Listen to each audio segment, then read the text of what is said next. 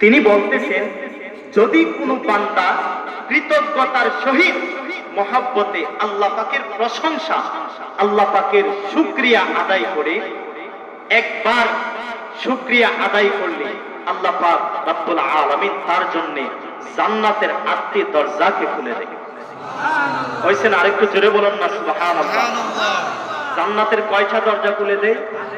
8টি দরজা। এবার আমরা জান্নাতে যেতে চাই কি চাই না? কারা কারা যেতে চান না হাত তোলেন।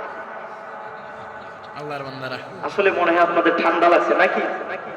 হুশে কিন্তু আপনার জোশে কিন্তু হুশ হারায় না। তো বলছিলাম, আমরা সবাই ইনশাআল্লাহ যাইতে চাই জান্নাতে, ঠিক না বেটি? ঠিক। আমরা নেক আমল করি কিসের জন্য? একমাত্র জান্নাতে যাওয়ার জন্য। তাহলে যেহেতু আমরা জান্নাতে যেতে চাই, জান্নাতের 8টি দরজা আমাদের জন্য বুলন্দ করা হোক, খুলে দেওয়া হোক, সেটা আমরা চাই। এই জন্য আমরা প্রতিটা ক্ষেত্রে, প্রতিটা মুহূর্তে স্বয়ং আল্লাহ পাক রব্বুল আলামিনের কৃতজ্ঞতা, আল্লাহর প্রশংসা আদায় করতে হবে। আমরা মহব্বতে আবারও করি আলহামদুলিল্লাহ। আলহামদুলিল্লাহ। আরেকটু জবান খুলে বলুন না আলহামদুলিল্লাহ। সাথে সাথে লক্ষ কোটি দরুদ সালাম আকায়ে নামদার তাজদারে মদিনা সরকারে দো আলম নূরে মুজাসসাম ফখরে মুজিজাত হায়াতুন নবী জিন্দা নবী নূরুন আলা নূরে মুস্তাফা সাল্লাল্লাহু তাআলা আলাইহি ওয়াসাল্লাম। যেই নবীকে আল্লাহ পাক সৃষ্টি না করলে আল্লাহ তাআলা কোনো কিছুই সৃষ্টি করতেন না, ঠিক কিনা বলেন? ঠিক। লাউলা কালামা খালাকতুল আফলাক, আল্লাহ কোনো কিছুই সৃষ্টি করতেন না। আল্লাহ বলেন, কুনতু কানজান মাখফিয়া, একমাত্র ওই নবীকে আমি আল্লাহ সৃষ্টি করার মাধ্যমে আমি আল্লাহ নিজেও প্রকাশিত হইলাম। বলুন না সুবহানাল্লাহ। নবীকে যদি আল্লাহ সৃষ্টি না করতেন তাইলে আল্লাহ নিজেও প্রকাশিত হইতেন না, আল্লাহকে চিনার মতো কেউ থাকতেন না। সম্মানিত হাজিরিন, এমন একজন নবীর উম্মত হিসেবে আল্লাহ পাক আমাদেরকে কবুল ও মঞ্জুর করেছে, যেই নবীকে আল্লাহ পাক 8খানা জান্নাতের মালিক বানিয়ে দিয়েছে। আরো জোরে বলুন না সুবহানাল্লাহ। যেই নবীকে আল্লাহ তাআলা হাউজে কাউসার দান করেছে, বলুন না সুবহানাল্লাহ। এমন একজন নবীর উম্মত আমরা হয়েছি, যেই নবীজির উসিলা দিয়ে আল্লাহ তাআলার কাছে যখন দোয়া করা হয়, আমার আল্লাহর রহমতের সাগরে জোয়ার চলে আসে। আমার আল্লাহ বলেন, আমার নবীর উসিলা দিয়ে যখন দোয়া করা হয়, এই দোয়াটা আমি আল্লাহ বৃথা যেতে দেই না। বলুন না সুবহানাল্লাহ। সুবহানাল্লাহ। কিভাবে আপনারা সকলেই জানেন, হযরত আদম আলাইহিস সালাতু ওয়াস সালামকে যখন আল্লাহ তাআলা দুনিয়াতে প্রেরণ করেছেন, দুনিয়াতে যখন পাঠিয়ে দিয়েছিলেন, তখন আদম আলাইহিস সালাতু ওয়াস সালাম 350 বছর কান্না করার পরে তারপরে আদম আলাইহিস সালাতু ওয়াস সালামের মনে একটা নাম স্মরণ হয়ে গেল। ওই নামটা হলো লা ইলাহা ইল্লাল্লাহ মুহাম্মাদুর রাসূলুল্লাহ। আদম নবী তিনি চিন্তা করলেন যে আমাকে যখন আল্লাহ তাআলা সৃষ্টি করার পরে যখন জান্নাতের মধ্যে রাখলেন, তখন জান্নাতের চৌকাঠের মধ্যে আমি দেখতে পাইলাম আল্লাহর নামের পাশাপাশি মুহাম্মদ নামটা লেখা। আমি আদম আলাইহিস সালাতু ওয়াস সালাম জান্নাতের প্রত্যেকটা হুরদের চৌকের পাতায় পাতায় দেখতে পারলাম যে আল্লাহর নামের পাশাপাশি আমার নবীজির নাম মুবারক রয়েছেন, মুহাম্মদ নামটা রয়েছেন। আদম আলাইহিস সালাতু ওয়াস সালাম তিনি চিন্তা করে দেখতেছেন যে আরশে আজিমের কুঠির মধ্যে আল্লাহ নামের পাশাপাশি ওই মুহাম্মদ নামটা রয়েছে। বলুন সুবহানাল্লাহ। তখন আদম আলাইহিস সালাতু ওয়াস সালাম তিনি চিন্তা করলেন, এত বছর কান্না করলাম, আল্লাহ তাআলা আমাকে মাফ করে নাই, ক্ষমা করে নাই, এবার ওই নামটার দোহাই দিয়ে আমি আল্লাহর কাছে একটু দোয়া করে দেখি। আদম আলাইহিস সালাতু ওয়াস সালাম দোয়া করলেন, আল্লাহ আমাকে যখন সৃষ্টি করলাম তখন দেখতে পাইলাম যে জান্নাতের মধ্যে তোমার নামের পাশাপাশি আরেকটা নাম রয়েছে, নিশ্চয়ই আল্লাহ এই নামটা মনে হয় তোমার মহব্বতের একটা নাম হবে, নিশ্চয়ই ওই নামটা মনে হয় তোমার একটা ভালোবাসার নাম হবে, ওই নামটা নিশ্চয়ই তোমার একটা প্রেমের নাম হবে, নিশ্চয়ই ওই নামটা তোমার অতি কাছের একটা নাম হবে। আল্লাহ এই নামটার উসিলা দিয়ে তুমি রব্বুল আলামিনের কাছে ফরিয়াদ করি, আল্লাহ তুমি আমাকে মাফ করো। আল্লাহ ডাক দিয়ে বলেন, আদম এখন যে নাম ধরে আমি আল্লাহর কাছে তুমি ফরিয়াদ করলা, আমি আল্লাহর কাছে তুমি মাফ চাইলা, আমি আল্লাহ ওই নবীর নামের উসিলায় তুমি আদমকে ক্ষমা করে দিবে। আরো জোরে বলুন না সুবহানাল্লাহ। সম্মানিত হাজিরিন, এমন একজন নবী উম্মত আমরা হয়েছি, আমরাও যদি ওই নবীজির উসিলা দিয়ে আল্লাহ তাআলার কাছে আমরা দোয়া করতে পারি, তাহলে আল্লাহ কি আমাদেরকে মাফ করবে না? আরো জোরে বলুন, করবে কিনা? করবে। সম্মানিত হাজিরিন, তো আজকের এই মাহফিলটা অত্যন্ত চমৎকার, অত্যন্ত সুন্দর একটা পরিবেশের মাহফিল।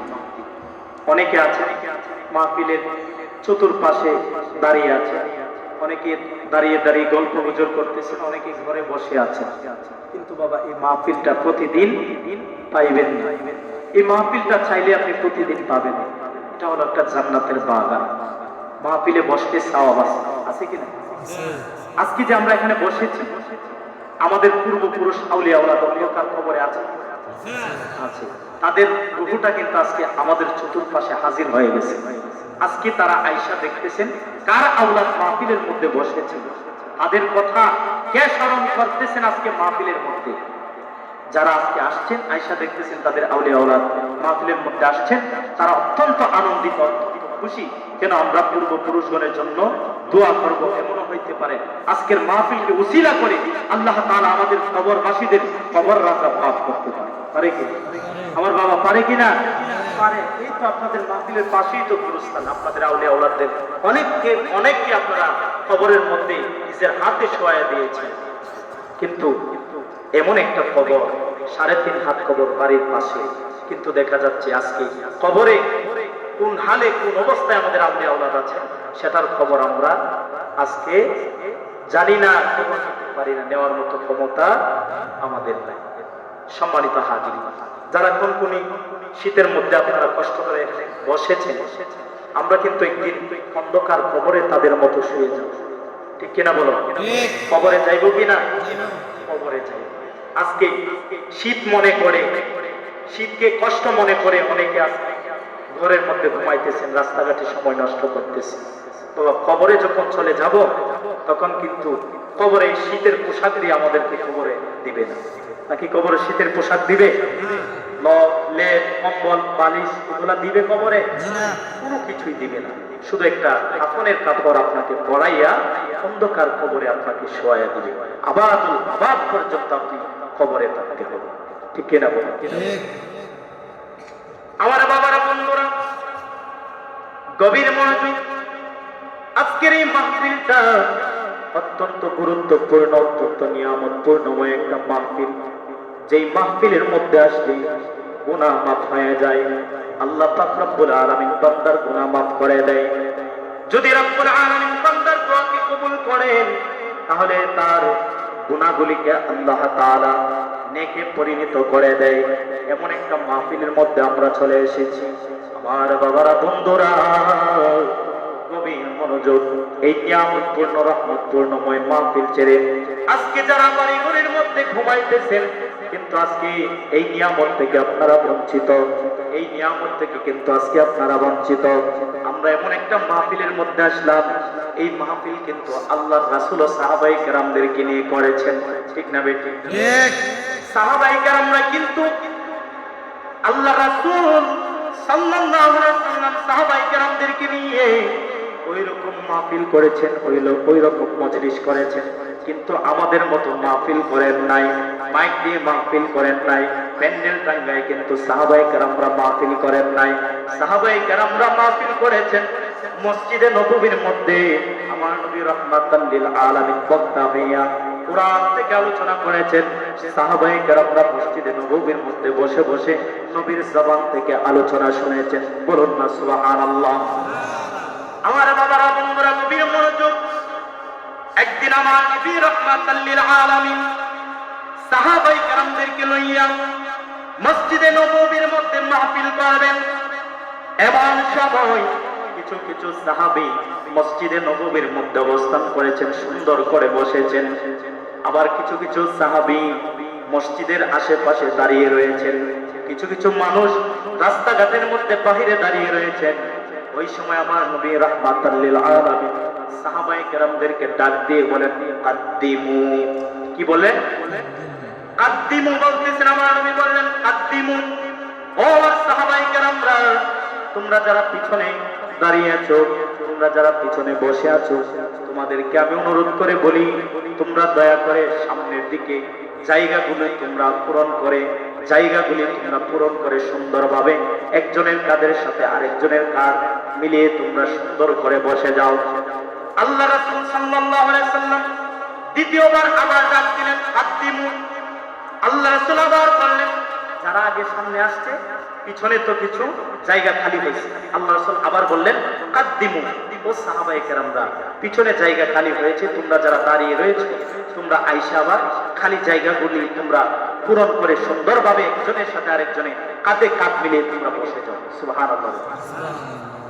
আল্লাহ রাসূল দুইবার ডাক দিলেন। এবার দেখে বলুন সাহাবায়ে কেরামরা সুন্দর করে বসে গেলেন মসজিদে নববীর মধ্যে। আবার কিছু কিছু মানুষ তারা মসজিদের বাহিরে দাঁড়িয়ে আছেন, মসজিদের বাহিরে কিছু কিছু মানুষ দাঁড়িয়ে আছেন। আল্লাহ রাসূল সাল্লাল্লাহু আলাইহি ওয়াসাল্লাম সমস্ত সাহাবাইদেরকে লক্ষ্য করে বলতেছেন, ও আমার সাহাবীরা, তোমরা শোনো রে, তোমরা শোনো রে। প্রথম যখন আমি আমার সাহাবীদেরকে বলেছি তোমরা সামনের দিকে আগায়া বসো, যারা সামনের দিকে প্রথম আগায়া বসতো, তোমাদের কতটুকু ফজিলত আল্লাহ দান করেছেন, তোমাদেরকে কত ইজ্জত, কত মর্যাদা আমার আল্লাহ দান করেছেন। শুনো, প্রথমবার যারা সামনের দিকে সুন্দর করে চেপে একজনের কাঁধের সাথে আরেকজনের কাঁধ মিলিয়ে তোমরা বসেছ, আমি নবীজি সাল্লাল্লাহু আলাইহি সাল্লাম ঘোষণা করে দিলাম, আগের মানুষগুলা 500 বছর আগে তাদের চাইতে জান্নাতে প্রবেশ করবে। আর জোরে বলুন না সুবহানাল্লাহ। আমার নবী ডাক দিয়ে বলেন, সাহাবীরা, দ্বিতীয়বার যখন আমি কাদ্দিমু বলে ডাক দিলাম, দ্বিতীয়বার যারা সামনের দিকে আসছে, যারা দ্বিতীয়বার সামনের দিকে আয়েশা সুন্দর করে বসছে, তাদেরকে আমার আল্লাহ পাক রব্বুল আলামিন যারা প্যান্ডেলের মসজিদের বাহিরে যারা দাঁড়িয়ে আছেন তাদের চাইতে 400 বছর আগে তাদেরকে আল্লাহ তাআলা জান্নাতে প্রবেশ করাবে। প্রথম যাদেরকে বলছেন তারা 500 বছর আগে জান্নাতে যাবে, দ্বিতীয়ত 400 বছর আগে জান্নাতে যাবে।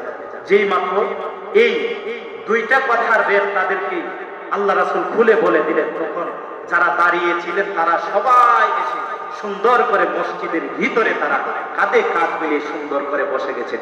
কিন্তু নবীজি বলেন, পরে যারা আসছো তারা কিন্তু এই সওয়াবের ভাগীদার থেকে তোমরা বঞ্চিত, তারা কিন্তু এই নিয়ামত থেকে বঞ্চিত। তোমরা বসো, বলুন না সুবহানাল্লাহ।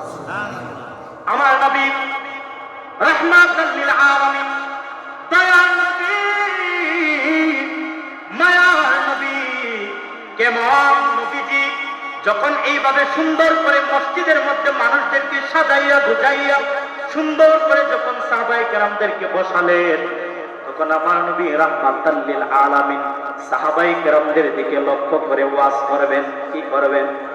জোরে বলুন না, কি করবেন? ওয়াজ করবেন। আমার নবী রাহমাতাল লিল আলামিন কেমন ওয়াজ করবেন? নবীজি রাহমাতাল লিল আলামিন যখন ওয়াজ করবেন তখন শুরুতেই কিন্তু আল্লাহ পাকের কালাম থেকে নবীজি ওয়াজ করবেন। বলুন না সুবহানাল্লাহ। শুরুতে আমার আল্লাহ রাব্বুল আলামিনের কালাম থেকে আমার নবী রাহমাতাল লিল আলামিন ওয়াজ করবেন সাহাবায়ে কেরামদেরকে লক্ষ্য করে। আমার নবী রাহমাতাল লিল আলামিনের জবান দ্বারা যদি সাহাবায়ে কেরামদের উদ্দেশ্যে ওয়াজ করেন, তাহলে এই ওয়াজ কেমন মধুর হবে, কত শ্রুতি মধুর হবে। আমার নবীর জবান থেকে যখন কোরআন তেলাওয়াত করবে, যখন আমার নবীর জবান থেকে কোরআন তেলাওয়াত করেন, এই কোরআন তেলাওয়াত না জানি কত মধুর ছিল, না জানি নবীজির জবানের ওয়াজ কত মধুর ছিল, না জানি কত ভালো লাগতো, না জানি কত মজা লাগতো নবীজির জবানের ওয়াজ। বলুন না সুবহানাল্লাহ। আমার বাবারা, বন্ধুরা, আমার নবী রাহমাতাল লিল আলামিন যিনি হলেন নূরের নবী, আল্লাহ কুরআনুল কারীমের মধ্যে বলেন, قد جاءكم من الله نور وكتاب مبين। বলুন না সুবহানাল্লাহ। আমার নবী নূরের নবী রাহমাতাল লিল আলামিন, নূরের জবান দিয়ে আমার নবী রাহমাতাল লিল আলামিন আলোচনা করবে, কিসের আলোচনা করবেন? কোরআনের আলোচনা করবেন। আর আল্লাহ তাআলা এই কোরআনকে নূর হিসেবে আল্লাহ ঘোষণা করে দিয়েছেন। আল্লাহ বলেছেন এই কোরআনটা হলো নূরের কোরআন। কিসের? জোরে বলুন না, কোরআন কিসের? কোরআন হলো নূরের কোরআন। আবার আল্লাহ বলেন নবীও হলো নূরের নবী। নূরের নবী যখন নূরের কোরআন শরীফ তেলাওয়াত করতেন, নূরের কোরআন থেকে যখন আল্লাহ রাসূল আলোচনা করতেন, না জানি কত মধুর ছিল এই আলোচনা, না জানি কত সুন্দর ছিল আমার রাসূলের এই আলোচনা। আমার নবী রাহমাতাল লিল আলামিন এই জবান দিয়ে আলোচনা করবেন। আমার আল্লাহ পাক রব্বুল আলামিন পবিত্র কোরআনুল কারীমের মধ্যে ঘোষণা করে দিয়েছেন এই কোরআন নূরের কোরআন। এই কোরআন হলো নূরের কোরআন।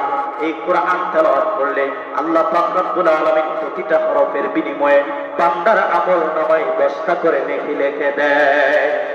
কয়টা নেকি? 10টা নেকি লিখে দেয়। প্রতিটা হরফের বিনিময়ে আল্লাহ পাক রব্বুল আলামিন বান্দার আমলনামায় 10টা করে নেকি লিখে দেয়। তাহলে এই কোরআন যারা আমরা তেলাওয়াত করতে পারি, এই কোরআন তেলাওয়াত করার দরকার আছে কিনা না? আরো জোরে বলুন, আছে কিনা নাই? এই কোরআনের আমলের উপর আমাদের আমল করতে হবে, কোরআনের আইন আমাদের মানতে হবে। আজকে বর্তমান জামানার মধ্যে কোরআনের আইন আমরা বাস্তবায়ন করি না। আল্লাহ রাসূল সাল্লাল্লাহু আলাইহি ওয়াসাল্লামের হাদিসের আমল আজকে আমাদের মধ্যে নাই। যার কারণে কিন্তু আজকে আমাদের দেশে শান্তি নাই, পারিবারিকভাবে আমাদের মধ্যে শান্তি নাই, আমাদের ব্যক্তিগতভাবেও আমাদের মনের মধ্যে আমরা শান্তি পাই না। যদি আজকে কোরআনের উপর আমরা আমল করতে পারতাম, যদি আজকে রাসূলের হাদিস মোতাবেক আমরা আমল করতে পারতাম, তাহলে পারিবারিকভাবে আমরা শান্তি পাইতাম, আমরা সামাজিকভাবেও শান্তি পাইতাম, রাষ্ট্রীয়ভাবেও আমরা শান্তি পাইতাম। কথা ঠিক কিনা? আমার বাবারা, বন্ধুরা, গভীর মনোযোগ। আল্লাহ রাসূল সাল্লাল্লাহু আলাইহি ওয়াসাল্লাম তিনি বলেন এই কোরআন এমন একটা কোরআন, অত্যন্ত মহামূল্যবান কোরআন, যেই কোরআনের সঙ্গে অন্য কোনো কিতাবের তুলনা হয় না। যেই কোরআন সর্বশ্রেষ্ঠ গ্রন্থ হলো আল কোরআন। আবার আল্লাহ পাক রব্বুল আলামিন বলেন, ও আমার বান্দা শুনো রে, এই কোরআন যখন তোমরা তেলাওয়াত করবা, এই কোরআন তেলাওয়াত করলে আল্লাহ পাক রব্বুল আলামিন তোমাদের আমলনামায় আল্লাহ তাআলা সওয়াব রেখে দিবেন। কেমন সওয়াব রেখে দিবেন? আমার আল্লাহ পাক রব্বুল আলামিন পবিত্র কোরআনুল কারীমের মধ্যে ঘোষণা করে দিয়েছেন, ইযা কুরিআল কুরআন ফাসতামিউ লাহু। আল্লাহ রাব্বুল আলামিন তিনি বলতেছেন, ওয়াসিতু লাকুম। আমার আল্লাহ রাব্বুল আলামিন বলেন, ওয়াসিতু লাকুম তুরহামুন। রব্বুল আলামিন ঘোষণা করে দিয়েছেন, আমার বান্দা যখন তোমাদের মধ্যে কেউ কোরআন তেলাওয়াত করে, তোমরা এই কোরআন তেলাওয়াত মনোযোগ সহকারে শোনো। এই কোরআন তোমরা মনোযোগ সহকারে শোনো, তোমরা কেউ কথা বলিও না। যদি মনোযোগ সহকারে শোনা হয়, আমার আল্লাহ রাব্বুল আলামিন ঘোষণা করে দিয়েছেন তোমাদের আমলনামায় আমার আল্লাহ রাব্বুল আলামিন নেক লিখে দিবেন এবং তোমাদের জিন্দেগীর গুনাহ থেকে আল্লাহ গুনাহ মাফ করে দিবে। কোরআন তেলাওয়াত করলে গুনাহ মাফ হয় কিনা? তাইলে এই কোরআন তেলাওয়াত করে গুনাহ মাফ করার দরকার আছে কিনা নাই? আজকে যারা আমরা এখানের মধ্যে এসেছি, আমাদের গুনাহ আছে কিনা নাই? জোরে বলুন, আছে কিনা নাই? গুনার পূজা মাতাইল আল্লাহ কান্দেছি, মাফ করে দাও মাবুদ আল্লাহ এলাহি, মাফ করে দাও মাবুদ আল্লাহ এলাহি। আমার বাবারা, বন্ধুরা, এই গুনাহ নিয়ে যদি কবরের মধ্যে যায়, তাহলে জাহান্নাম ছাড়া কোনো উপায় নাই। কথা ঠিক কিনা? তাহলে কবরের মধ্যে যদি আপনি শান্তিতে থাকতে চান, কবরের মধ্যে যদি আপনি জাহান্নামের আগুন থেকে মুক্তি পেতে চান, তাহলে অবশ্যই দুনিয়া থেকে গুনাহ মাফ কইরা তারপরে অন্ধকার কবরে যাইতে হবে। কথা ঠিক কিনা? আর গুনাহ নিয়ে যদি আপনি কবরের মধ্যে যান, তাহলে কিন্তু ফেরেশতাদের হাতের মুকুরের বাড়ি একটা কম করবে না। ফেরেশতাদের হাতের মুকুরের বাড়ি কতটুকু পাওয়া, কতটুকু শক্তি, এটা কি আমাদের বাড়ির মতো? আমরা যদি কোন মুকুর দিয়ে কাউকে বাড়ি দেই, এরকম বাড়ি না। কতটুকু বাড়ি! আল্লাহু আকবার। আল্লাহর হাবিব সাল্লাল্লাহু আলাইহি সাল্লাম বলেন, অন্ধকার কবরের মধ্যে যখন আযাব শুরু হয়ে যাবে, কঠিন এই লোহার হাতুড়ি দ্বারা যখন বান্দাকে এভাবে আঘাত করতে থাকবে, গুনাহগারকে যখন আঘাত করতে থাকবে, গুনাহগার বান্দা এমন ভাবে চিৎকার মেরে মেরে কান্না করবে, আল্লাহ রাসূল বলেন এই কান্নার আওয়াজ মানুষ আর জিন জাতি ব্যতীত সমস্ত পশু পাখিরা শুনতে পাবে। মানুষ এবং জিন জাতি ব্যতীত সমস্ত পশু পাখিরা এই মৃত ব্যক্তির কান্নার আওয়াজ শুনতে পাবে। আমার বাবারা, তাহলে গুনাহ মাফ করে কবরে যাইতে হবে, অন্যথায় কবরের মধ্যে ফেরেশতার মুকুরের বাড়ি একটাও করবে না। তাইলে গুনাহ মাফ করার দরকার আছে কি? আমার বাবারা, এই কোরআন তেলাওয়াত করলে গুনাহ মাফ হয়ে যায়। তাহলে আমাদের অবশ্যই গুনাহ মাফ করতে হবে। কোরআন তেলাওয়াত করি, নামাজ পড়তে হবে, নামাজ পড়লে গুনাহ মাফ হয়। বলেছিলাম আল্লাহ রাসূল সাল্লাল্লাহু আলাইহি ওয়াসাল্লাম সাহাবায়ে কেরামদেরকে লইয়া যখন এইভাবে মজলিস সাজাইলেন, আলোচনা করবেন, আল্লাহ রাসূল সর্বপ্রথম কোরআন থেকে আলোচনা করতেছেন। কোরআন থেকে আল্লাহ রাসূল সাল্লাল্লাহু আলাইহি ওয়াসাল্লাম আলোচনা করতেছেন। আলোচনা করতে করতে করতে করতে আর সাহাবীরাও এমন ভাবে আমার রাসূলের আলোচনা শুনতেছেন, এমন ভাবে আমার রাসূলের আলোচনা শুনতেছেন। সাহাবীরা এমন ভাবে বসে রয়েছেন, আকাশে উড়ন্ত পাখি এসে সাহাবায়ে কেরামদের মাথার উপরে বসে যাইতো। সাহাবায়ে কেরামদের এত মনোযোগ ছিল আমার রাসূলের আলোচনার প্রতি। বলুন না, আকাশের উড়ন্ত পাখি আইসা সাহাবায়ে কেরামদের মাথার উপরে বসে যাইতো, তারা একটু নড়াচড়া করতো না। পাখি তারা ভাবতো মনে হয় এটা একটা গাছ, ঘাস ভেবে, পাহাড়ের টিলা ভেবে পাখি আইসা তাদের মাথার উপরে বসে যাইতো। সুবহানাল্লাহ। তাহলে আমার নবী কেমন ওয়াজ করতেন, কেমন আলোচনা করতেন, আর সাহাবায়ে কেরামরাও কিভাবে আলোচনা শুনতেন, কত মনোযোগের সহিত আলোচনা শুনতেন। সুবহানাল্লাহ। আজকে আমরা ওইরকম ভাবে ওয়াজ করতে পারি? ওইরকম ভাবে আমরা ওয়াজ করতেও পারি না, আমরা ওইরকম ভাবে ওয়াজ শুনতেও পারি না। হুজুর ওয়াজ করে যেই সমস্ত আপনার যেই সমস্ত আমলের যেই সমস্ত আমলের আপনার ইয়া দেয়া দেয়, সবক দিয়ে দেয়, দেখা যাচ্ছে এই সবকগুলো আমরা মাহফিল থেকে বের হওয়ার সাথে সাথে এই সবকগুলো আবার মাহফিলের মধ্যে রেখে আমরা চলে যাই। ঠিক কিনা?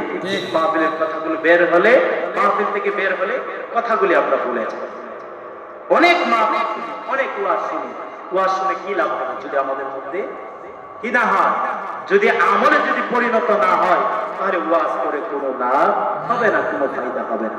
আমার বাবারা, বন্ধুরা, আল্লাহ রাসূল সাল্লাল্লাহু আলাইহি ওয়াসাল্লাম যখন আলোচনা করলেন, আলোচনা করার পরে আল্লাহ রাসূল সাল্লাল্লাহু আলাইহি ওয়াসাল্লাম সমস্ত সাহাবায়ে কেরামদেরকে বলতেছেন, ইজলিসুন, ও সাহাবায়ে কেরামরা, তোমরা যেখানে যে অবস্থায় আছো তোমরা সবাই সুন্দর করে বসে পড়ো, কেউ নড়াচড়া করিও না। এই কথা বলার পরে সমস্ত সাহাবায়ে কেরামরা স্তব্ধ হয়ে মাহফিলের মধ্যে বসে গেলেন। আল্লাহ রাসূল সাল্লাল্লাহু আলাইহি ওয়াসাল্লাম মিম্বর থেকে আল্লাহ রাসূল নেমে গেলেন, নেমে আল্লাহ রাসূল মসজিদ থেকে বের হয়ে গেলেন। মসজিদ থেকে বের হয়ে আল্লাহ রাসূল সাল্লাল্লাহু আলাইহি ওয়াসাল্লাম যখন রাস্তার মধ্যে যায়, দেখতেছেন আল্লাহ রাসূল সাল্লাল্লাহু আলাইহি সাল্লামের চাচা হযরত আব্বাস রাদিয়াল্লাহু তাআলা দুলাবালির মধ্যে বসে আছে। বলুন না সুবহানাল্লাহ। কিসের মধ্যে বসে আছেন? দুলাবালির মধ্যে আল্লাহ রাসূলের চাচা যান আব্বাস রাদিয়াল্লাহু তাআলা বসে রয়েছেন। আমার নবী রাহমাতাল লিল আলামিন তার চাচা জানের কাছে গিয়ে ডাক দিয়ে বলেন, ও আমার চাচা জান, আপনার মাথার মধ্যে সুন্দর পাগড়ি দেখা যায়, আপনার পরনের মধ্যে সুন্দর জুব্বা দেখা যায়, ও আমার চাচা জান, আপনি ধুলাবালির মধ্যে আপনি কেন বসে রয়েছেন? ধুলাবালির মধ্যে কেন আপনি বসে রয়েছেন? আর একটু আগে যদি আপনি আমাদের মধ্যে আসতেন, মসজিদের মধ্যে বসে বসে আমার জবান থেকে তো আপনি কিছু আলোচনা শুনতে পারতেন, আমার জবান থেকে তো কোরআনের কিছু আলোচনা শুনতে পারতেন। হযরত আব্বাস রাদিয়াল্লাহু তাআলা ডাক দিয়ে বলেন, ইয়া রাসূলুল্লাহ, ইয়া হাবিবাল্লাহ, নবী গো, আল্লাহ পাক রব্বুল আলামিন আব্বাস রাদিয়াল্লাহু তাআলা আনহুকে কত ক্ষমতা দিয়েছেন, কত পাওয়ার দিয়েছেন, কত শক্তি দিয়েছেন। শুনুন, আব্বাস রাদিয়াল্লাহু তাআলা আনহু শ্রবণ শক্তি আমার আল্লাহ এতই বাড়িয়ে দিয়েছেন, আপনার 13 কিলোমিটার পর্যন্ত যদি কোনো আলোচনা হইতো, 13 কিলোমিটার পর্যন্ত যদি কোনো কথাবার্তা হইতো, 13 কিলোমিটার দূর থেকে আব্বাস রাদিয়াল্লাহু তাআলা আনহু আলোচনা শুনতে পাইতে। 13 কিলোমিটার জায়গা কি কম? 13 কিলোমিটার দূর থেকে আব্বাস রাদিয়াল্লাহু তাআলা আনহু আলোচনা শুনতে পারতেন।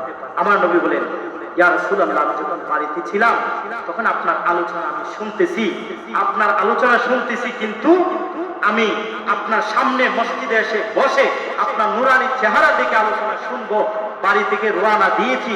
ইয়া রাসূলুল্লাহ, আমি যখন এখানে আসলাম, এ পর্যন্ত আসলাম, আসার পরে আপনি তো সমস্ত সাহাবায়ে কেরামদেরকে বললেন, ইজলিস, ও সাহাবীরা তোমরা বসে পড়ো, তোমরা বসে পড়ো। আপনি যে বলেছেন যে যেখানে আছে তোমরা বসে পড়ো। ইয়া রাসূলুল্লাহ, আমি এখানে আসার পরে যেই মাত্র আপনার এই হুকুম, আপনার এই কথা শুনলাম, সাথে সাথে আমিও এখানে ধুলাবালির মধ্যে বসে গেলাম। বলুন না আল্লাহু আকবার, বলুন না ইয়া রাসূলুল্লাহ। কেমন আলোচনা শুনতেন সাহাবায়ে কেরাম। হযরত আব্বাস রাদিয়াল্লাহু তাআলা আনহু তিনি ডাক দিয়ে বলেন, ইয়া রাসূলুল্লাহ, ইয়া হাবিবাল্লাহ, নবী গো, ও দয়ার নবী, মায়ের নবী, আপনি যেই মাত্র বলেছেন যেখানে যারা আছো সেখানে বসে পড়ো, আপনার কথা তো আমি অমান্য করতে পারি না, আপনার হুকুম তো আমি লঙ্ঘন করতে পারি না। ইয়া রাসূলুল্লাহ, আপনার হুকুম অমান্য করলে স্বয়ং আল্লাহ নিজে আমার প্রতি বেজার হয়ে যাবে। আপনি যদি কষ্ট পান, আপনার কথা লঙ্ঘন করলে আমার আল্লাহও কষ্ট পাবে। ইয়া রাসূলুল্লাহ, নবী গো, ও দয়াল নবী, মায়ার নবী, যার কারণে আপনার হুকুম পালন করতে গিয়ে আমি রাস্তার মধ্যে ধুলাবালির মধ্যে বসে গেলাম। হযরত আব্বাস রাদিয়াল্লাহু তাআলা আনহুকে আমার নবী রাহমাতাল লিল আলামিন টান দিয়ে উঠাইয়া এইভাবে সরায়া ধরলেন, বুকের সাথে বুক মিশাইয়া নিলেন। আমার নবী ডাক দিয়ে বলে, দুনিয়ার মানুষ, ও আমার সাহাবায়ে কেরামরা, তোমরা শুনে রাখো, শুনে রাখো, এই মুহূর্তে যদি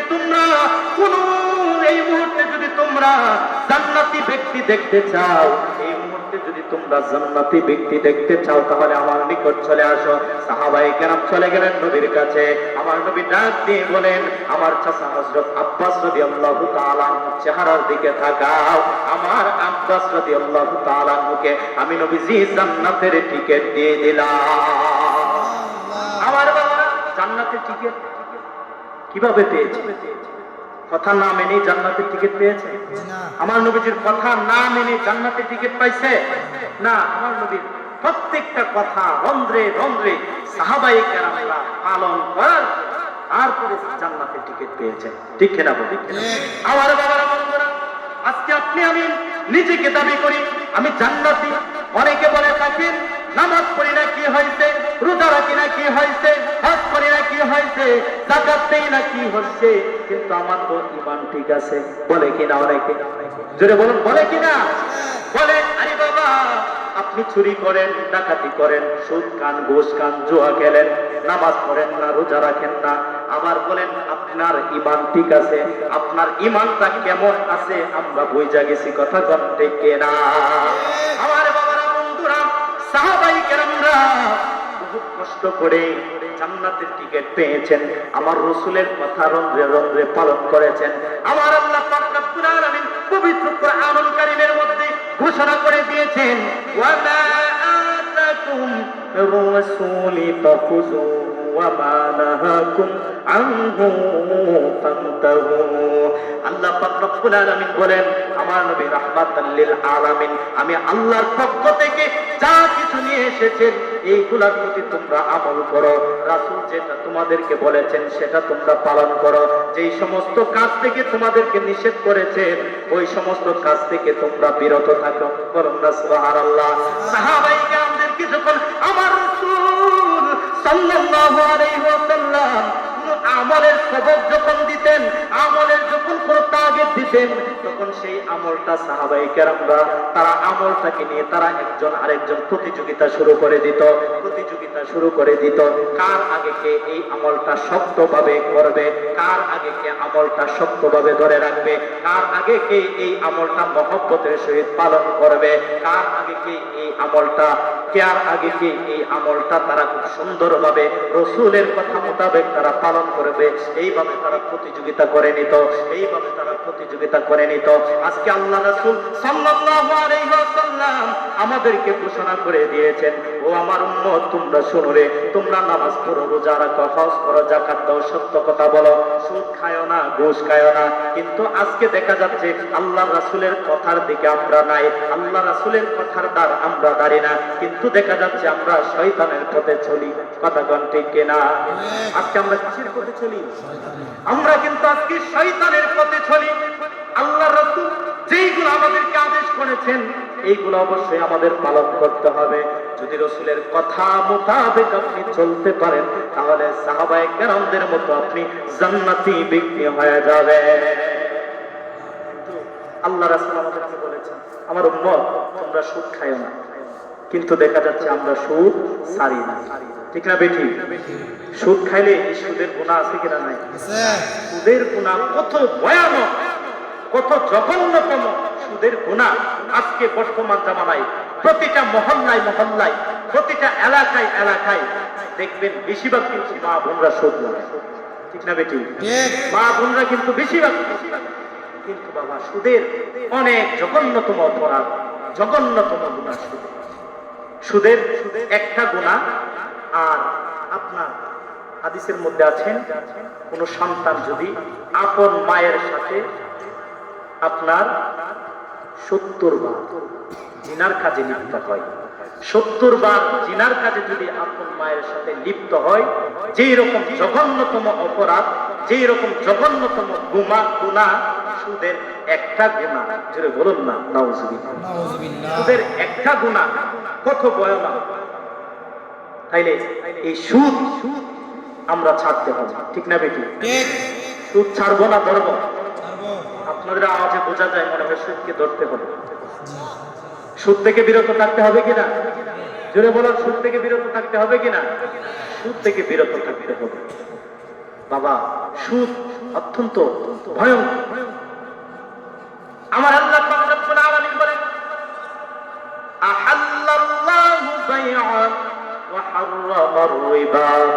আমার আল্লাহ কুরআনুল কারীমের মধ্যে বলেন, ও আমার বান্দারা তোমরা শুনে রাখো, তোমাদের জন্য আমি আল্লাহ পাক রব্বুল আলামিন ব্যবসাকে হালাল করে দিলাম এবং সুদকে তোমাদের জন্য হারাম করে দিলাম। আল্লাহ সুদকে হারাম করেছেন, অবশ্যই সুদ থেকে আমাদের বিরত থাকতে হবে, অবশ্যই সুদ থেকে আমাদের বিরত থাকতে হবে। সুদ থেকে বিরত থাকাটা হলো ফরজ। কেন? আল্লাহর হুকুম সেটা। ঠিক না বেটি? আল্লাহর হুকুম যদি কোনো ব্যক্তি অমান্য করে, তাইলে তার পরিণাম শাস্তি আছে কিনা নাই? অবশ্যই আছে। এই জন্য এটা আল্লাহর হুকুম। যদি কোনো ব্যক্তি আল্লাহর হুকুম অমান্য করে, তাইলে অবশ্যই সেটা পরিণাম আপনার কবরে ভোগ করতে হবে। যারা বলুন না নাউজুবিল্লাহ।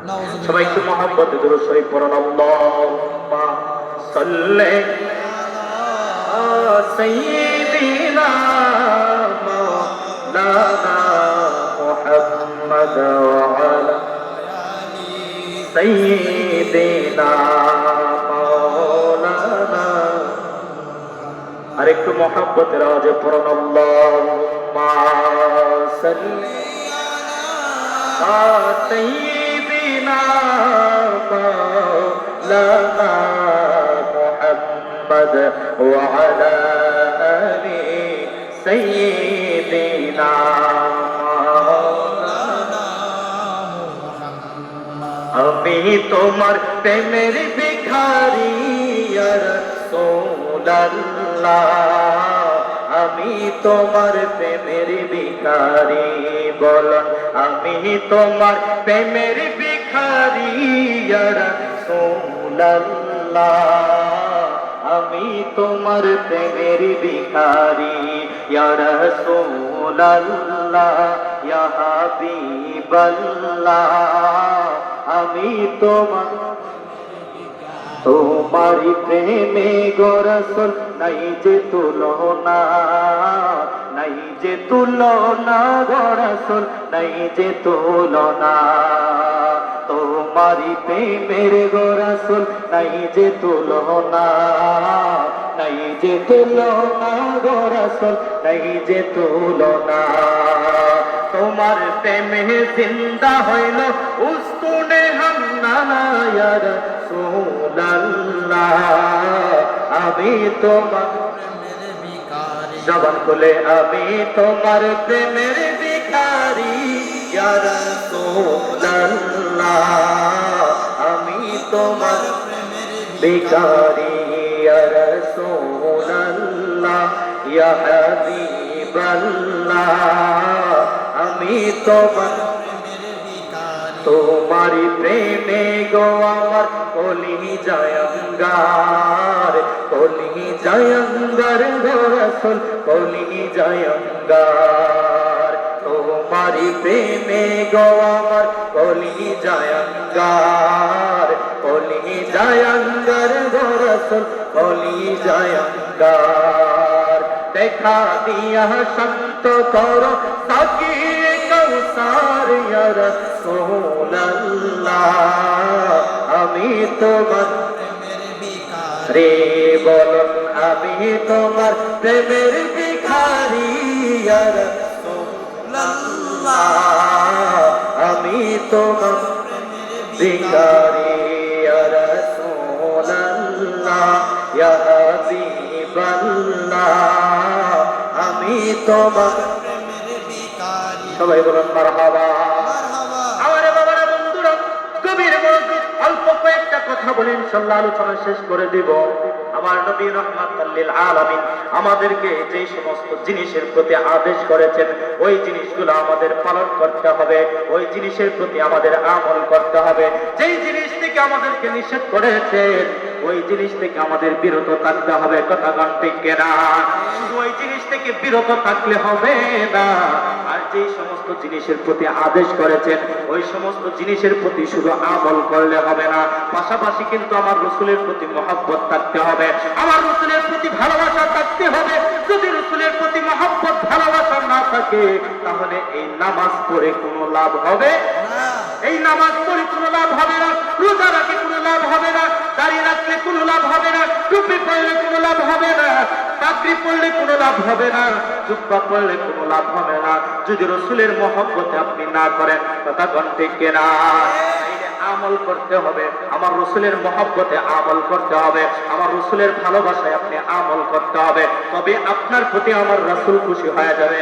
আর যদি আপনার প্রতি আমার রাসূল খুশি হয়ে যায় তাহলে আপনার প্রতি স্বয়ং আল্লাহ খুশি হয়ে যাবে।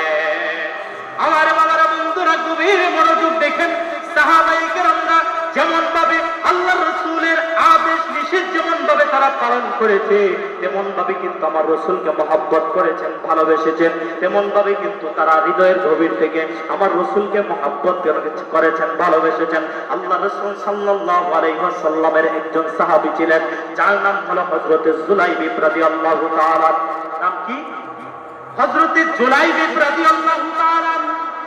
তিনি আমার রাসূলের সাহাবী ছিলেন, তিনি অত্যন্ত গরীব একজন সাহাবী ছিলেন, অত্যন্ত গরীব একজন সাহাবী ছিলেন।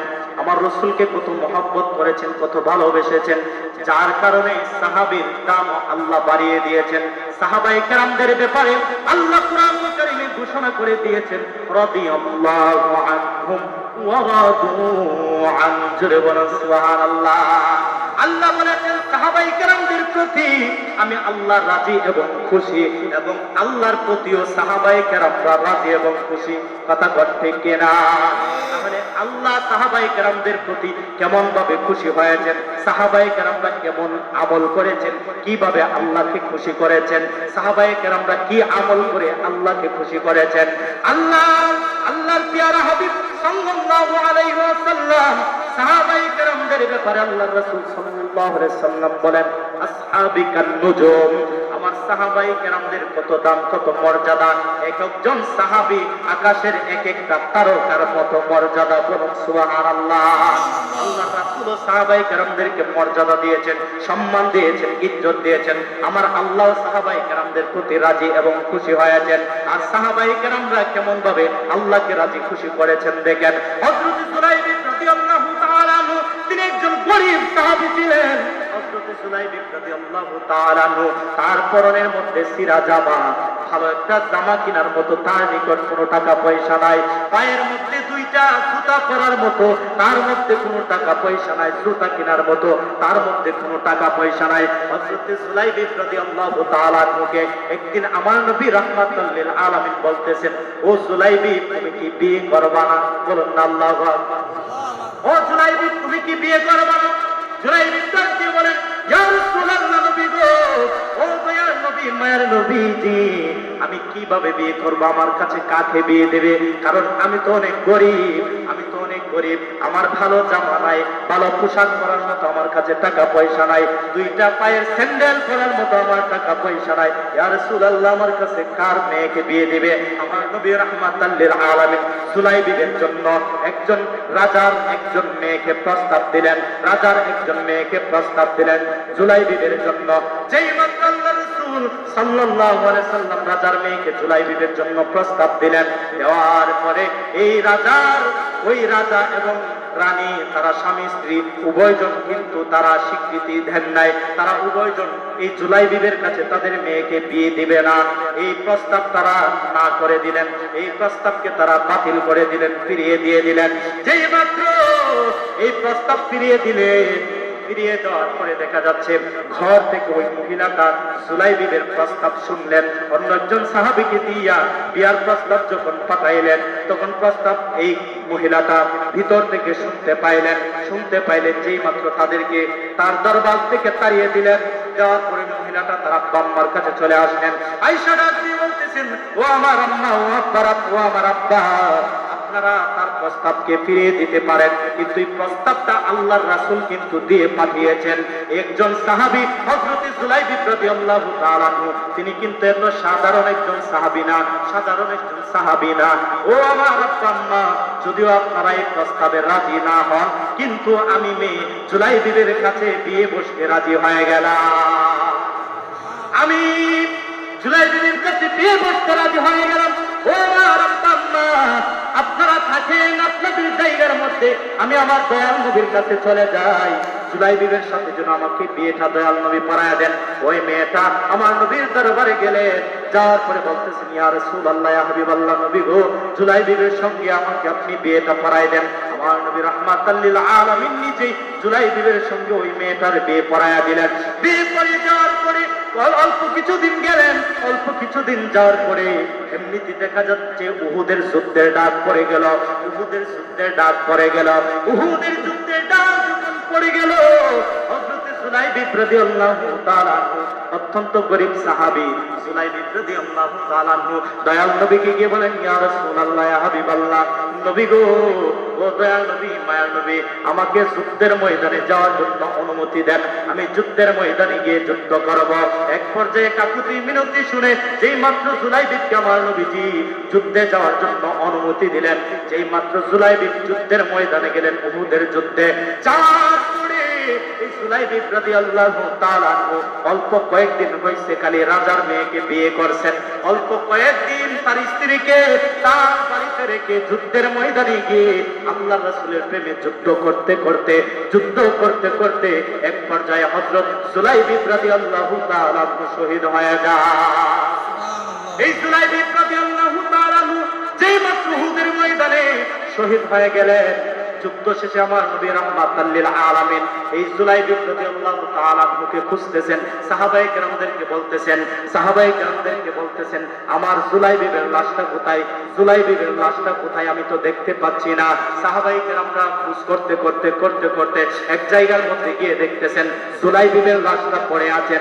ওই জুলাইবের লাশটা এমন ভাবে কুলে করে নিয়ে আসলেন। কুলে করে নিয়ে আসার পরে আমার নবী রাহমাতাল লিল আলামিন সুলাইবিবের লাশটাকে এমন ভাবে নূরানি হাত মুবারকের মধ্যে ছোট বাচ্চার মতো এমন ভাবে কুলের মধ্যে নিয়ে নিলেন। কুলের মধ্যে নিয়ে তার লাশটাকে আমার নবী রাহমাতাল লিল আলামিন সুলাইবিবের জন্য কান্না করতে লাগলেন। হাদিসের মধ্যে রয়েছেন আমার নবীজি এমন ভাবে সুলাইবিবের জন্য কান্না করলেন, এমন ভাবে সুলাইবিবের জন্য কান্না করলেন, ছোট্ট একটা বাচ্চা যেমন ভাবে কান্না করে তেমন ভাবে আমার নবী সুলাইবিবের জন্য কান্না করেছে। শুধু তাই নয়, আমার নবী সুলাইবিবের এই লাশটা কুলের মধ্যে পড়ে নিজ হাত মুবারক দ্বারা নিজেই এই আমার নবী রাহমাতাল লিল আলামিন সুলাইবিবের লাশটাকে নিজে দাফন করলেন। সুবহানাল্লাহ, সুবহানাল্লাহ। আমার নবী যার লাশ নিজের হাতে দাফন করে, যাকে এমন ভাবে কুলের মধ্যে করে নেই, যার জন্য আমার নবী কান্না করে, তার জন্য কি কবরে কোনো ভয় আছে? না। তার জন্য কবরে কোনো ভয় নাই। নিশ্চয়ই সেই ব্যক্তি জান্নাতি মেহমান। বলেন সুবহানাল্লাহ। আমার বাবা তেমনি ভাবে সাহাবাই কেরামরা আজকে দামি হয়েছে আমার রাসূলের প্রতি মায়া মহব্বত ভালোবাসার কারণে। শুধু মায়া মহব্বত ভালোবাসার কারণে নয়, আমার রাসূলের হুকুম আহকাম সাহাবায়ে কেরামরা রন্ধ্রে রন্ধ্রে পালন করেছেন, যার কারণে সাহাবায়ে কেরামদের দাম আল্লাহর দরবারে অনেক বেড়ে গেছেন। আমার নবী রাহমাতাল লিল আলামিনের আরেকজন সাহাবী উহুদের ময়দানে শহীদ হয়ে গেছেন, যার নাম হলো হযরত আমর ইবনুল জামু রাহমাতুল্লাহি আলাইহি। আমর ইবনুল জামু আমার নবীর একজন সাহাবী, তিনি ছিলেন পুঙ্গু একজন সাহাবী। কি ছিলেন? পুঙ্গু সাহাবী ছিলেন, যার এক পাও ছিল আর এক পাও ছিল না। এই পুঙ্গু সাহাবী আমার নবীর কাছে ডাক দিয়ে বলেন, ইয়া রাসূলুল্লাহ, আমাকে আপনি উহুদের ময়দানে যাইতে দেন, যুদ্ধের ময়দানে অংশগ্রহণ করতে দেন, আমাকে শাহাদাতের পেয়ালা পান করতে দেন। আমার নবী ডাক দিয়ে বলেন, ও আমর ইবনুল জামু, তুমি তো পুঙ্গু সাহাবী, তোমার একটা পাও নাই, তোমার জন্য কিন্তু যুদ্ধ ফরজ হয় নাই, তোমার জন্য কিন্তু জিহাদ ফরজ হয় নাই, তুমি জিহাদে যাইতে হবে না, তুমি বাড়িতে থাকো, তুমি জিহাদের মর্যাদা পেয়ে যাইবা। আমর ইবনুল জামু ডাক দিয়ে বলেন, ইয়া রাসূলুল্লাহ, নবী গো, তাহলে বুঝি আমার একটা পাও জিহাদের ময়দানে যাওয়ার জন্য বাধা দিল? একটা পাও নাই, আমি পঙ্গু, এই পাওটার কারণে মনে হয় আমি জিহাদের ময়দানে যাইতে পারলাম না, এটাই বুঝি আমাকে বাধা দিল। আমার নবীকে এক পর্যায়ে এবং ভাবে আমর ইবনুল জামু কান্না করে করে আমার নবীর কাছে দরখাস্ত করতেছেন, ইয়া রাসূলুল্লাহ, আমাকে আপনি অনুমতি দেন, আমি জিহাদের ময়দানে যাব, উহুদের যুদ্ধে যাব, আমিও গিয়ে শাহাদাতের পেয়ালা পান করব। আমর ইবনুল জামু বলতেছেন, ইয়া রাসূলুল্লাহ, আমাকে আপনি অনুমতি দেন। আমার নবী বলে, তুমি জিহাদের ময়দানে গিয়ে কিভাবে যুদ্ধ করবা? তোমার তো পাও নাই, তুমি কিভাবে জিহাদের ময়দানে যাইবা? সাহাবী ডাক দিয়ে বলেন, ইয়া রাসূলুল্লাহ, নবী গো, ও দয়াল নবী, মায়ের নবী, আমার তিনটা সন্তান আছে গো নবী, আমার তিনটা সন্তানকে আমি বলবো আপনিও বলে দেন যে ঘোড়ার উপরে সওয়ারি হয়ে আমি যুদ্ধের ময়দানে যাব, আমাকে যেন ঘোড়ার উপরে বসাইয়া সুন্দরভাবে আমার কোমরটা সহ যেন ঘোড়ার সাথে মনভাবে রশি দিয়া পেঁচাইয়া আমাকে মনভাবে যেন শক্ত করে বেঁধে দেয়, যেন আমি ঘোড়ার উপর থেকে না পড়ি। আমার সন্তানকে আমি বলবো আপনিও বলে দেন, আমি এইভাবে যুদ্ধের ময়দানে অংশগ্রহণ করব।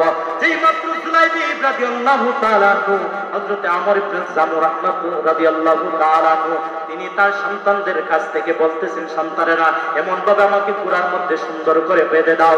সন্তানেরা এমন ভাবে রশি দিয়া ঘোড়ার সাথে বেঁধে দিলেন। বেঁধে দেওয়ার পরে তিনি কি করলেন? উহুদের ময়দানের মধ্যে অংশগ্রহণ করলেন। উহুদের ময়দানে অংশগ্রহণ করার পরে তিনি এক পর্যায়ে শুনতে পাইলেন, তার কানের মধ্যে আওয়াজ আসলো, তিনি কানে শুনতে পাইলেন যে উহুদের প্রান্তরে আমার নবীজি নাকি শহীদ হয়ে গেছে, আমার নবী নাকি শহীদ হয়ে গেছে।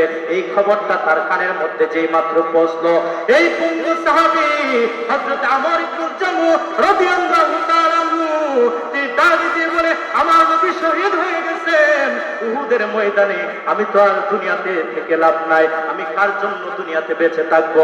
আমি কিসের জন্য দুনিয়াতে বেঁচে থাকবো? নবী দুনিয়াতে নাই, আমিও থাকবো না। এই আমর ইবনুল জামু রাদিয়াল্লাহু তাআলা আনহু তিনি কি করলেন? এমন ভাবে যুদ্ধ পরিচালনা করতেছেন, যুদ্ধ করতেছেন, ঘোড়ার উপরের মধ্যে বসে বসে যুদ্ধ করতেছেন। এক পর্যায়ে দেখা যাচ্ছে একটা কাফের মুশরিকদের একটা দল এমন ভাবে তাকে ঘেরা করলেন, তিনি কুরআনী দলের ভিতরে প্রবেশ করলেন। প্রবেশ করার পরে তিনি এমন ভাবে যুদ্ধ করতেছেন, যুদ্ধ করতে করতে কাফের মুশরিকদেরকে দুনিয়া থেকে বিদায় করতেছেন। হঠাৎ করে একটি কাফের হযরত আমর ইবনে জামূহ রাদিয়াল্লাহু তাআলা নুকে এমন ভাবে একটা রাঙ্গা তরবারি দিয়ে আঘাত করলেন। তরবারি দিয়ে আঘাত করতে দেরি হইল, সে ঘোড়া থেকে নিচে পড়ে যায়।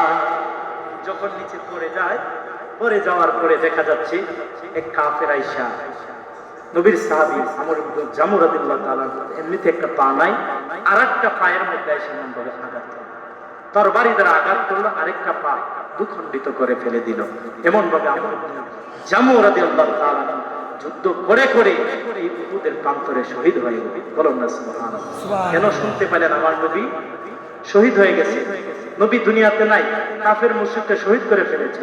তিনি বলতেছেন নবী নাই, আমি আর দুনিয়াতে থেকে কি হবে, কি লাভ নাই। আমর ইবনে জামূহর আরেকটা বন্ধু ছিল আব্দুল্লাহ ইবনে আমর রাদিয়াল্লাহু তাআলা আনহু, তিনি ছিলেন তার বন্ধু। তিনিও কি করলেন দেখতেছেন যে পঙ্গু সাহাবী তার বন্ধুকে কাফের মুশরিকরা আক্রমণ করতেছেন, তিনি নিজের জানের দিকে তাকাইলেন না, তিনি দৌড়ায় আইসা এই কাফের মুশরিকদের সাথে মোকাবেলা করতেছেন। মোকাবেলা করতে এক পর্যায়ে আব্দুল্লাহ বিন আমর তিনিও দুনিয়া থেকে বিদায় হয়ে গেলেন। বলুন না ইন্না লিল্লাহি ওয়া ইন্না ইলাইহি রাজিউন। যে মাত্র উনি শহীদ হয়ে গেলেন, যুদ্ধ শেষ হয়ে গেল। যুদ্ধ শেষ হয়ে যাওয়ার পরে আমার নবী রাহমাতাল লিল আলামিন তিনি কিন্তু দন্ত মুবারক শহীদ করেছেন এই উহুদের প্রান্তরে। আমার নবী রাহমাতাল লিল আলামিন বলতেছেন আমার আমর ইবনে জামূহ সাহাবী কোথায়, আব্দুল্লাহ বিন আমর কোথায়? এক পর্যায়ে সাহাবায়ে কেরামরা তাদেরকে ঢের করে আনলেন। আনার পরে বলতেছেন আমর ইবনে জামূহ এবং আব্দুল্লাহ ইবনে আমর রাদিয়াল্লাহু তাআলা তারা দুই বন্ধু, তারা একজন আরেকজনের জন্য এমন ভাবে শহীদ হয়ে গেছেন। আমার নবী রাহমাতুল লিল আলামিন শেষ পর্যন্ত বললেন যে তাদের জন্য তোমরা একটা কবর করো, একটা কবর খনন করো, এক কবরের মধ্যে দুইজন সাহাবীকে রাখো। সুবহানাল্লাহ। তারা অন্তরঙ্গ বন্ধু ছিলেন, একজনের সাথে আরেকজন অন্তরঙ্গ ছিলেন, বন্ধুত্ব। বলতেছেন দুইজনকে এক কবরের মধ্যে রাখো। বলতেছেন তাদের দুইজনের মধ্যে কার একটু কোরআন জানা বেশি আছে, কোরআন মুখস্থ আছে, কার একটু তোমরা গবেষণা করে দেবে। এক পর্যায়ে দেখতেছেন যে হযরতে আমর ইবনে জামূহ রাদিয়াল্লাহু তাআলা আগে মুসলমান হয়েছে, এই জন্য তার একটু কোরআন জানা ছিল বেশি, কোরআন মুখস্থ ছিল বেশি। এই জন্য আমর ইবনে জামূহকে উপরে রাইখা আব্দুল্লাহ বিন আমরকে নিচে রাইখা একই খবরে আল্লাহ রাসূল দাফন করলেন। বলুন না সুবহানাল্লাহ। তাইলে আমার বাবারা, আমার রসুলকে মহব্বত করতে হবে, পাশাপাশি রসুলের আদেশ নিষেধ এগুলো আমাদের মানতে হবে। খালি রসুলের আদেশ নিষেধ মানলাম, রসুল যে আমলের কথা আমাদেরকে বলেছেন শুধু খালি আমল করলাম, রসুলকে মহব্বত করলাম না, এই আমল এক পয়সার কোনো কাজ হবে না, এক পয়সার কোনো কাজে আসবে না। পাশাপাশি রসুলকে মহব্বত করতে হবে, ভালোবাসতে হবে, রসুলের দেখানো পথ অনুযায়ী অবশ্যই চলতে হবে, রাসূল সাল্লাল্লাহু আলাইহি সাল্লামের আদেশ নিষেধ অবশ্যই আমাদের মানতে হবে। আল্লাহ পাক রব্বুল আলামিন যেন আমাদের সকলকে আল্লাহ রাসূলের তরিকা মোতাবেক চলার মতো তৌফিক দান করেন। সকলে পড়ুন আল্লাহুম্মা আমিন। সবাই একটু দরুদ শরীফ পড়ুন। আল্লাহুম্মা সাল্লি আলা সাইয়্যিদিনা মাওলানা মুহাম্মাদ سيدنا مولانا محمد اللهم صل على سيدنا مولانا محمد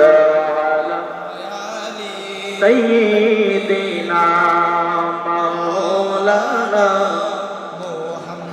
الله الله لا إله إلا هو الله الله الله لا إله إلا هو গুনাহগারের গুনাহ জরে দুরুদে আপনার গুনাহগারের গুনাহ দুরুদে আপনার